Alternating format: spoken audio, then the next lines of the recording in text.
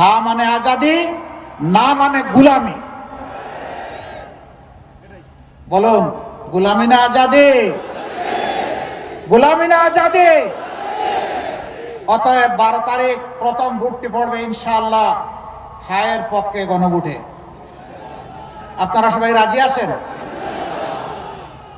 সবাই রাজি? আলহামদুলিল্লাহ। এই কয়জন রাজি হইলে গণভোট পাশ করবে?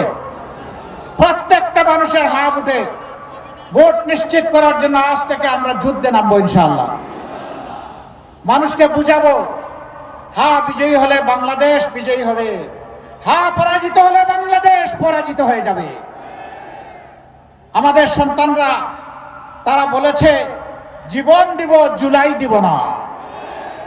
আমরাও বলছি জুলাই শহীদেরা প্রয়োজনে জীবন দিব, তবুও তোমাদের সাথে দেওয়া কথা রক্ষা করবো ইনশাআল্লাহ।